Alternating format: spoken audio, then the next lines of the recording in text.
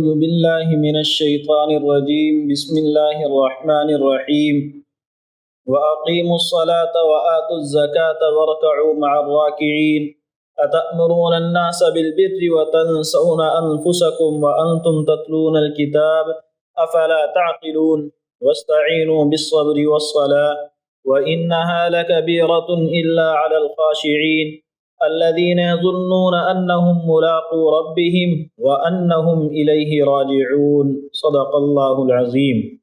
ان آیتوں کے اندر اللہ تعالیٰ بنو اسرائیل سے خطاب کرتا ہے، انہیں کچھ احکام دیتا ہے۔ اب سے پہلے بنو اسرائیل کے بارے میں جو 3 آیتیں ہم نے پڑھی تھی، ان تینوں آیتوں میں اللہ نے انہیں ایمان اور عقیدے کے تعلق سے کچھ ہدایات دی تھی، کچھ رہنمائی ان کی کچھ ایسی باتیں بھی بتائی کہ اگر ان کو مان لیں اور ان کو اپنی زندگی کا حصہ بنا لیں تو اللہ کے رسول پر ایمان لانا آسان ہو جائے۔ اللہ نے بتایا میرے احسانات کو یاد کرو، اللہ نے بتایا میرے سے جو تم نے وعدہ کیا تھا، عہد میں نے تم سے لیا تھا، اس عہد کو نبھاؤ۔ اللہ نے بتایا جب لالچ تمہارے ذہن میں آئے کہ پیسے جائیں گے، عہدہ جائے گا، تو اس وقت میں میرا خوف کرو، لوگ تم سے چلے جائیں گے، یہ مت سوچو، یہ سوچو کہ خدا کی رحمت نے اگر ساتھ چھوڑ دیا تو ہمارا کیا بنے گا۔ اللہ نے بتایا ایسے رسول کو میں نے بھیجا ہے، ایسی کتاب ان کو دی ہے جو تمہارے پرانے پہلے رسول کو بھی صحیح کہتا ہے، تمہاری پہلی کتاب کو بھی صحیح کہتا ہے، یعنی ان کے مخالف نہیں ہے، اس لیے اس کو ماننا تمہارے لیے آسان ہے۔ اللہ نے بتایا کہ تم اگر ایمان نہیں لاؤ گے، دوسرے لوگ تمہیں دیکھ کر ایمان نہیں لائیں گے تو ان کی بدعملی کا، ان کے ایمان نہ لانے کا وبال بھی تمہارے اوپر پڑے گا، کیونکہ تم سبب اور ذریعہ بنو گے۔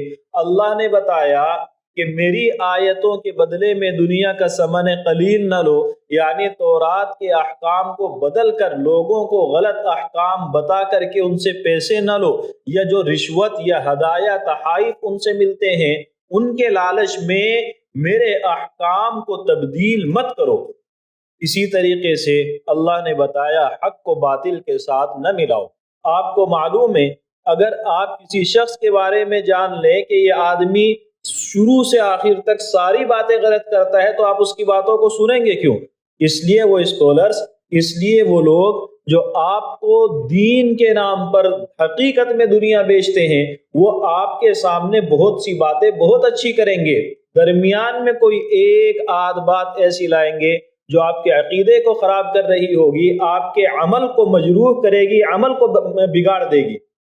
تو درمیان میں باتیں آتی ہیں، اچھائیوں کے درمیان میں ایک آدھ برائی آتی ہے۔ جیسے آپ جب ڈپلیکیٹ نوٹ، خراب نوٹ، پھٹا ہوا نوٹ چلانے کی کوشش کرتے ہیں، جو کہ دھوکہ دے کر چلانا ویسے بھی جائز نہیں ہے، پھٹا ہوا ہے بینک کے اندر جمع کریں، لیکن آپ کو یہ سہولت لگتی ہے کہ اس کو پھٹے ہوئے کو اچھے نوٹوں کے درمیان میں دے کر کے آپ لوگوں کے حوالے کر دیتے ہیں، یعنی اچھائیوں کے درمیان برائی چپکاتے ہیں۔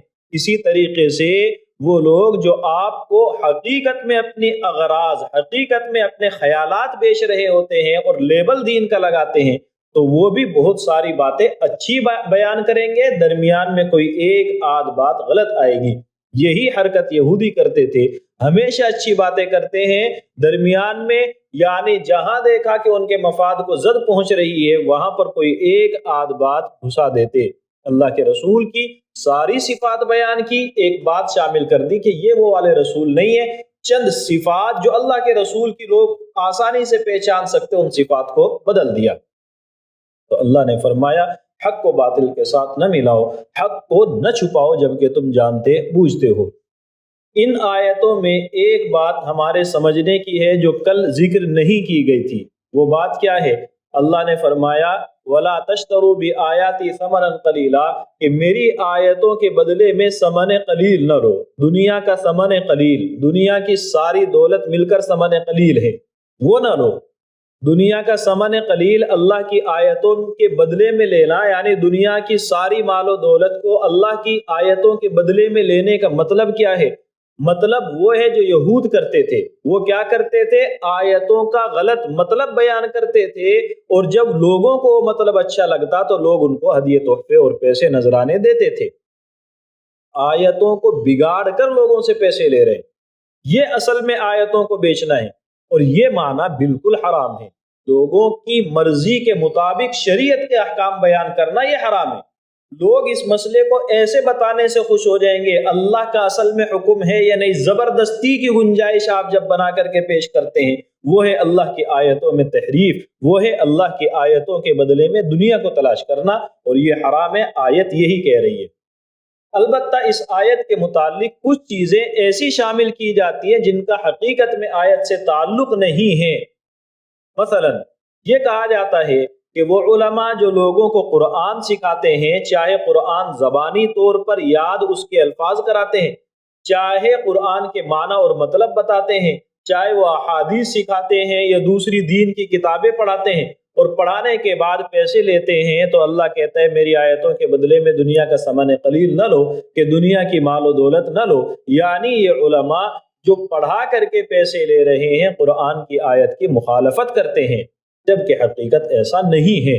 آپ کو معلوم ہے جس شخص سے آپ نے قرآن خریدا ہے، یہ مصحف کی شکل میں دکان سے جب لے کر کے آئے ہو، تو اس نے آپ سے باقاعدہ پیسے لیے ہیں اور بدلے میں آپ کو قرآن دیا ہے، لیکن آپ کو معلوم ہے کہ اس کو آپ قرآن کو بیچنا نہیں کہتے ہیں۔ اگر آپ اس شخص کو یہاں یہ مسئلہ بتائیں گے، وہ دھکے مار کر باہر نکالے گا۔ تو پھر مطلب کیا ہے؟ مطلب وہی ہے جو یہود کر رہے تھے، کہ غلط مطلب بیان کر کے لوگوں سے پیسہ وصول کرتے تھے، وہ حرام ہے۔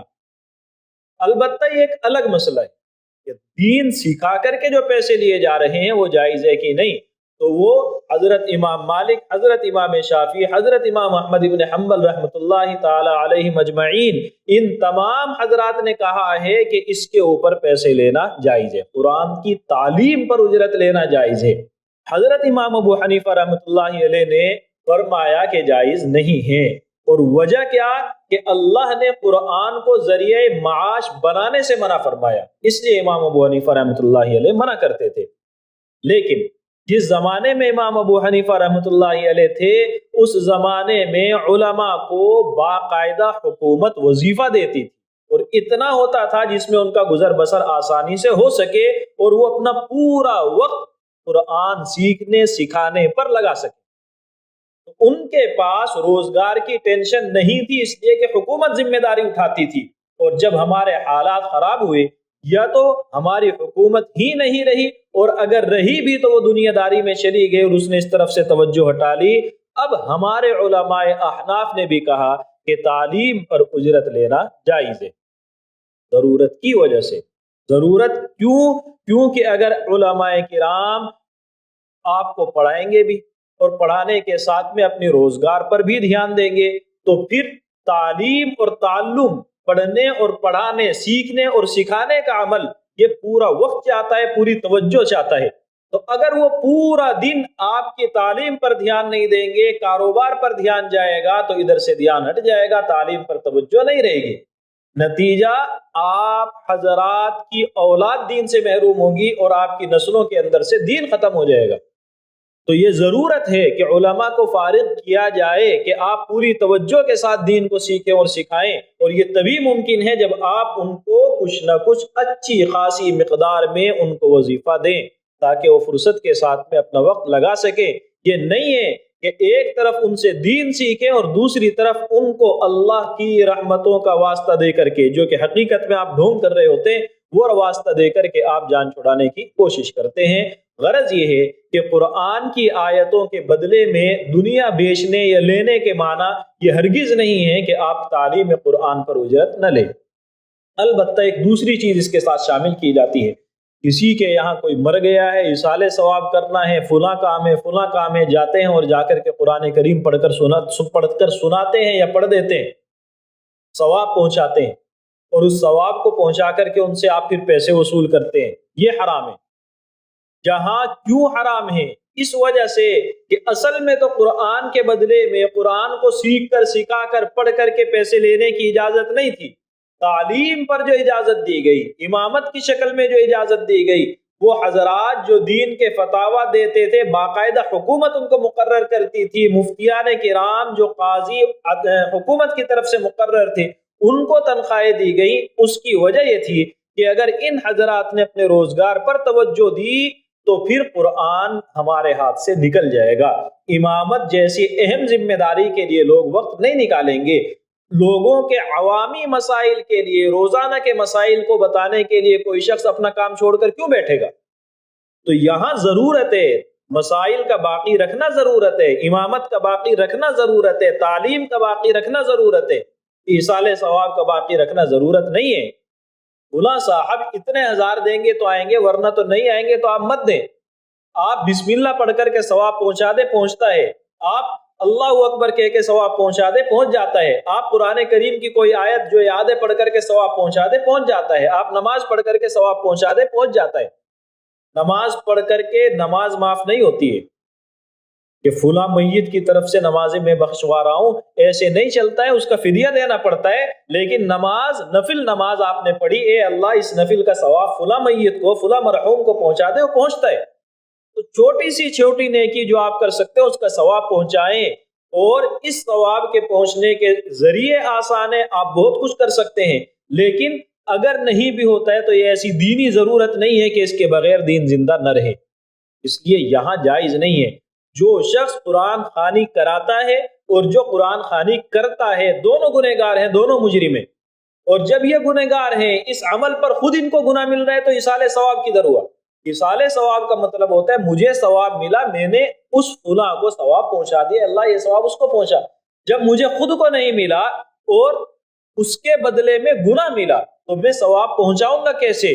بلکہ اس سے آگے بڑھ کر گناہ کا کام کر کے ثواب پہنچا رہے ہو، بڑے بدترین مجرم بن رہے ہو اللہ کی نگاہ میں، کہ قرآن یا کہیں اللہ کے حکم کی مخالفت کر کے آپ سمجھ رہے ہیں کہ اللہ تعالیٰ آپ کو ثواب دے گا۔ آپ ایسے سمجھ رہے ہیں کہ اپنے باپ کے حکم کی مخالفت کرو اور آ کر کے کہہ دو کہ دیکھو میں نے کتنا اچھا کام کیا ہے، تو یہ آپ کے لیے بدترین جرم ہے، سزا کے آپ لائق ہیں۔ اس لیے اس طرح کے عمل سے، اس طرح کی محفلیں اور اس طرح کی مجلسیں لگانے سے جہاں ایصال ثواب ہو اور اس کے بعد میں کچھ لیا دیا جا رہا ہو، آپ کو شرکت کرنے سے بھی بچنا چاہیے اور اپنے یہاں یہ محفلیں نہیں بنانی چاہیے۔ غرض یہ ہے کہ تعلیم پر اجرت ایک الگ چیز ہے جو جائز ہے، دوسری چیز کہ ایصال ثواب کر کر کے جو آپ وصول کرتے ہیں اس کی اجازت نہیں ہے۔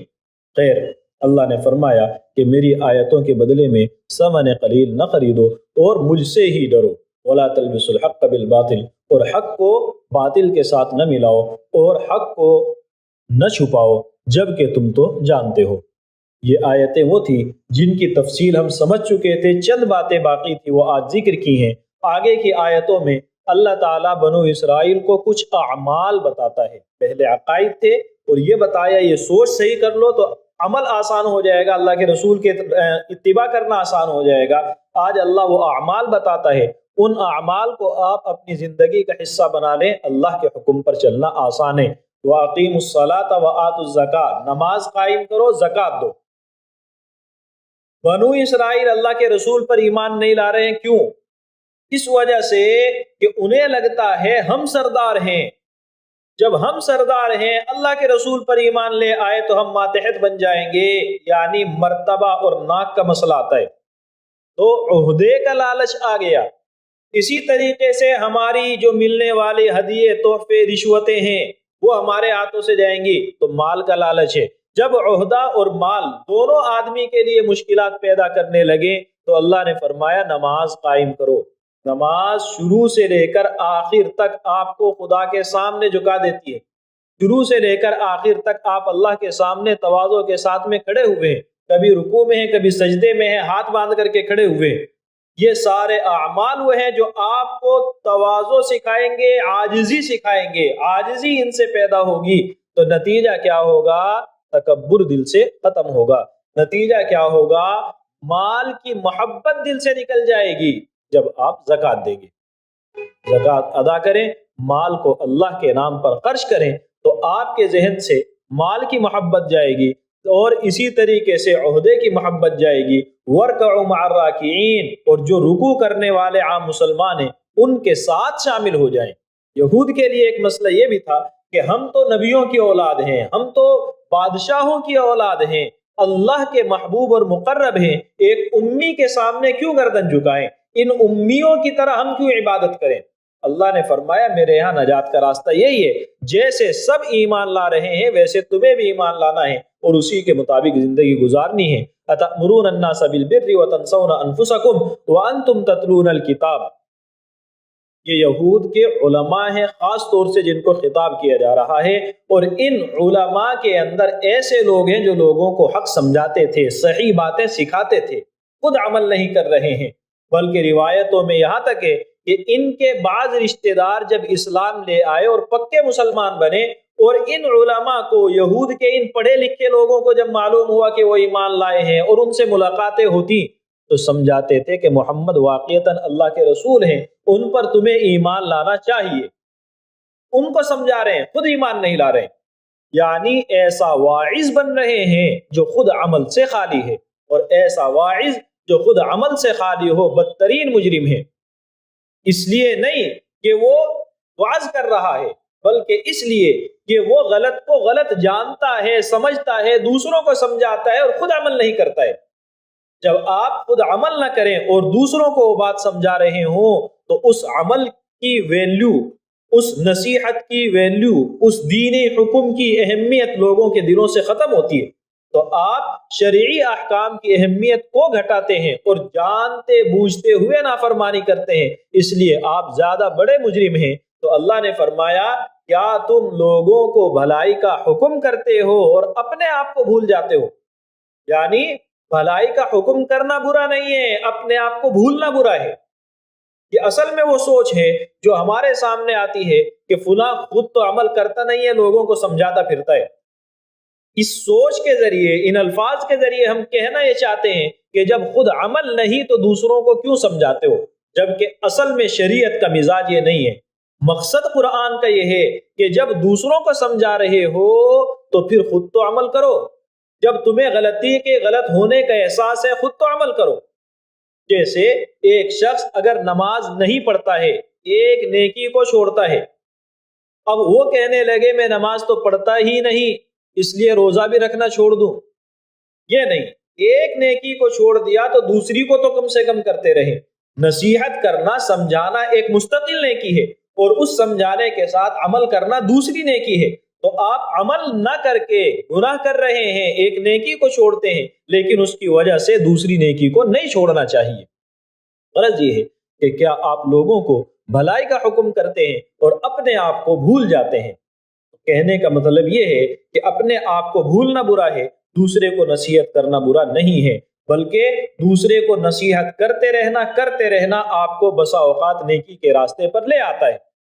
چنانچہ حضرت تھانوی رحمۃ اللہ علیہ کا ایک مقولہ ہے جس میں وہ فرماتے ہیں کہ مجھے جس عمل کے بارے میں لگتا ہے کہ میں اس میں کمزور ہوں، میں اپنے نصیحتوں، اپنے مواعظ کے اندر اس کو خاص طور سے شامل کرتا ہوں، اس کے بارے میں زیادہ نصیحتیں کرتا ہوں، زیادہ بیانات کے اندر اس کو شامل کرتا ہوں تاکہ اس کی برائی خود میرے ذہن میں بیٹھ جائے اور میرے لیے اس کو چھوڑنا آسان ہو۔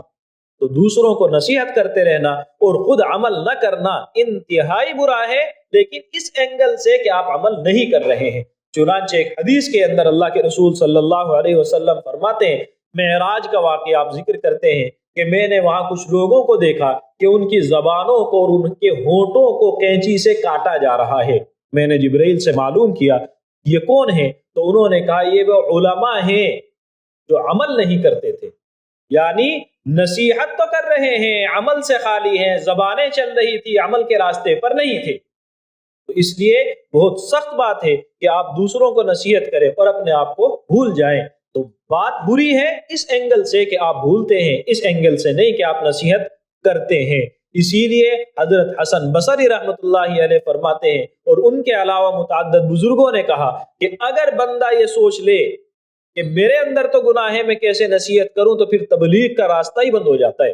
کون ایسا ہے جو دودھ سے دھلا ہوا ہے؟ کون ایسا ہے جس کے اندر برائی نہیں ہے؟ ہر شخص برائی کے اندر شامل ہے کسی نہ کسی درجے میں، اب وہ نصیحت کرے گا نہیں تو پھر کون دوسروں کو غلط راستے سے روکے گا؟ اس لیے اپنے آپ کو اعمال پر لانے کی کوشش کرتے رہنا ہے، لیکن اگر کچھ غلط دکھے تو اس کو غلط بھی کہنا ہے اور صحیح راستے پر لانے کی کوشش کرنی ہے۔ تو اللہ نے فرمایا کیا تم لوگوں کو بھلائی کا حکم کرتے ہو اور اپنے آپ کو بھول جاتے ہو جبکہ تم کتاب کو پڑھتے ہو؟ افلا تعقلون، کیا تم یہ سمجھتے نہیں ہو؟ واستعینوا بالصبر والصلاۃ، وَإِنَّهَا لَكَبِيرَةٌ إِلَّا عَلَى الْخَاشِعِينَ، اور مدد حاصل کرو صبر کے ذریعے سے اور مدد حاصل کرو نماز کے ذریعے سے۔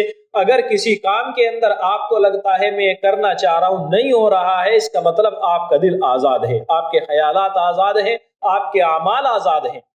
تو اب آپ کو ضرورت پڑے گی ایسی مضبوط طاقت کی جو طاقت آپ کو اس مضبوطی کے ساتھ عمل پر لے کر کے آئے، اور وہ کیا ہے؟ پہلے صبر۔ صبر کا مطلب ہوتا ہے یہ کام کرنے کو دل چاہ رہا ہے نہ کرے، 10 مرتبہ آپ نے کوشش کی، 1 مرتبہ ہو گیا، پھر صبر پر آ جائیں، کرتے رہیں گے۔ صبر ایک ایسا عمل ہے جس میں اللہ آپ کی مدد کرتا ہے۔ اللہ کے رسول صلی اللہ علیہ وسلم فرماتے ہیں من یتصبر، زبردستی صبر کرنے کی جو کوشش کرے گا، ہو نہیں رہا ہے، کر رہا ہے، اللہ اس کو صبر کی توفیق دے دے گا۔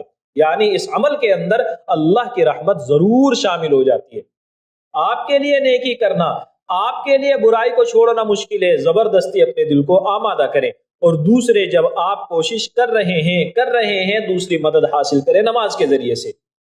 نماز صرف رکنے کا نام نہیں ہے، رکنے کے ساتھ عمل کا نام ہے۔ صبر کا مطلب تو یہ تھا کہ میں یہ کام نہیں کروں گا، غلطی ہے، نہیں کروں گا، اس پر جم گئے آپ۔ لیکن نماز آپ کو سکھاتی ہے کہ جب نماز میں آپ چلے گئے تو ادھر ادھر نہیں دیکھنا ہے، نماز میں آپ کو بار بار یہ حرکتیں نہیں کرنی ہے، نماز کے اندر آپ کو نہ کھانا ہے، نہ پینا ہے، نہ ہنسنا ہے، نہ بولنا ہے، صرف وہ چیزیں کرنی ہے جو نماز کے اندر ہے۔ تو بہت سارے کام کو آپ نے چھوڑا اور اس کے ساتھ ساتھ آپ ایک راستے پر چل پڑے، کچھ الفاظ آپ کے زبان پر آ رہے ہیں، کچھ دھیان آپ کا ایک جگہ پر ہونا چاہیے۔ جب آپ نے یہ کام کرنا شروع کر دیا، 5 منٹ 10 منٹ جتنے وقت یا اس سے زیادہ آپ نے جو نماز میں وقت لگایا، اتنے وقت آپ غلط چیزوں سے رکے۔ جب رکیں گے تو آہستہ آہستہ آپ کی طبیعت بنے گی اور آپ کے لیے برائی کو چھوڑنا آسان ہو جائے گا۔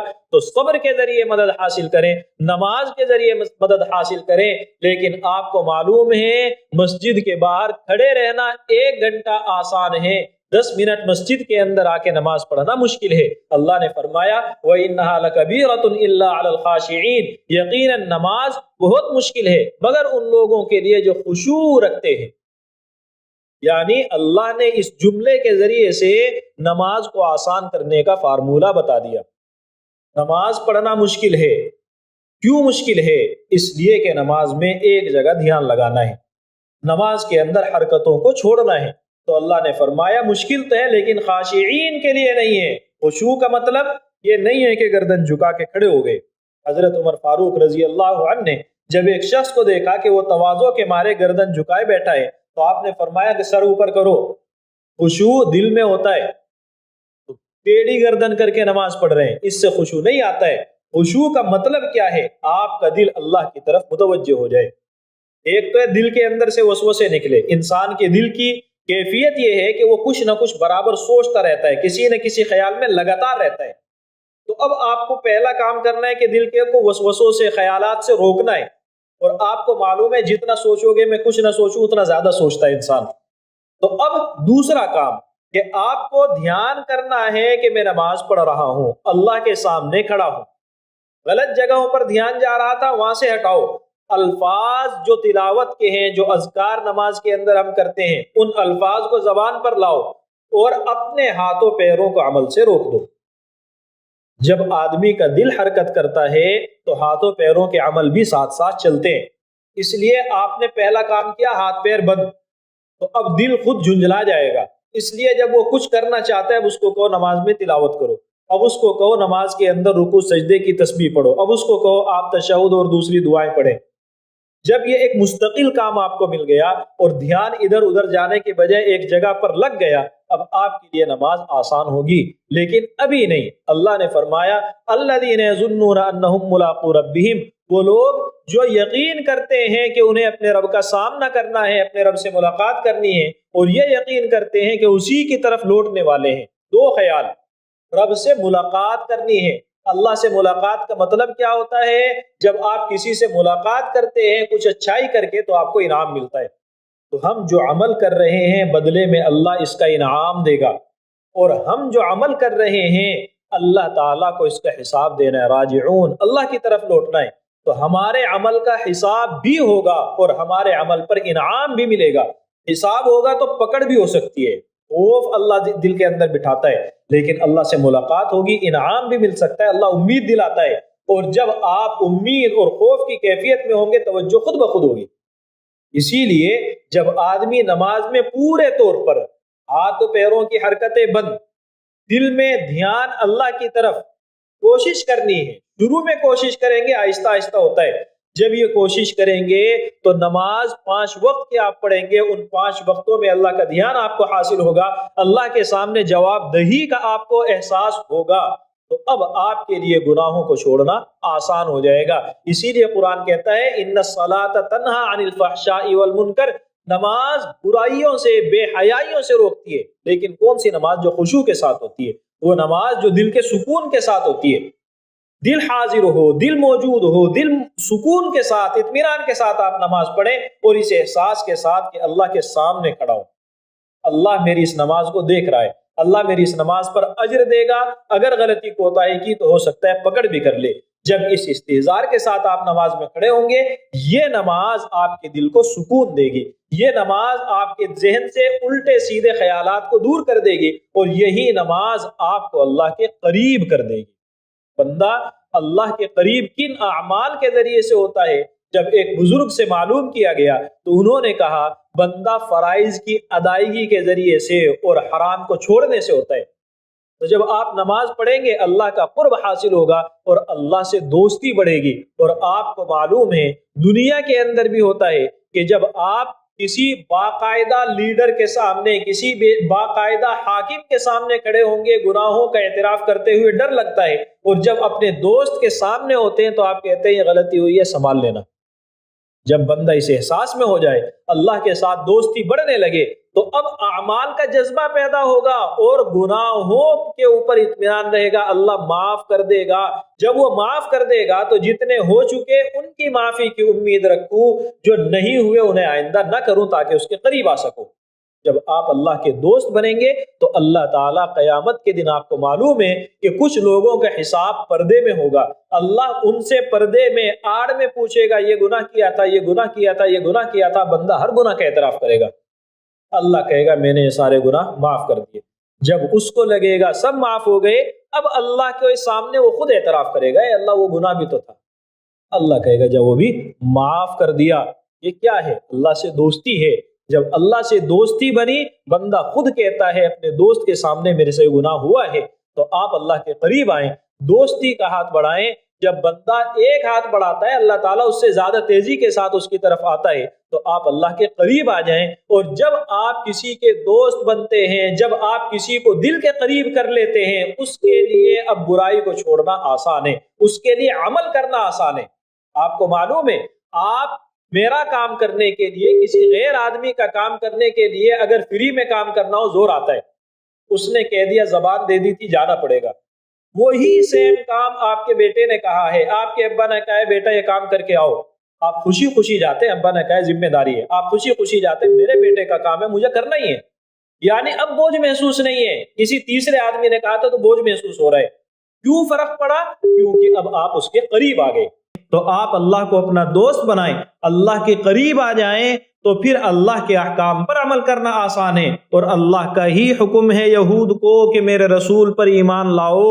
تو اب جب آپ کا دوست کہتا ہے کہ میرے رسول پر ایمان لاؤ، اب آپ کے لیے ایمان لانا اور اس کے مطابق خود کو ڈھالنا آسان ہو جائے گا۔ تو حقیقت میں اللہ نے یہود کے لیے ان آیتوں میں اپنے رسول پر ایمان لانے کا راستہ ہموار کیا ہے، لیکن حضرت عمر ابن خطاب رضی اللہ عنہ فرماتے ہیں کہ اے لوگو، اب سے پہلے جو امتیں تھیں وہ گزر چکی ہیں، یہ آیتیں جن کے بارے میں تھی، لیکن اب ہم ہیں، مخاطب ہم ہیں، ہماری ذمہ داری ہے کہ ان آیتوں کی قدر کریں اور ان کے مطابق زندگی گزارنے کی کوشش کریں۔ اللہ تعالیٰ مجھے بھی آپ کو بھی قدر کرنے کی، عمل کرنے کی توفیق عطا فرمائے۔ وآخر دعوانا ان الحمد للہ رب العالمین۔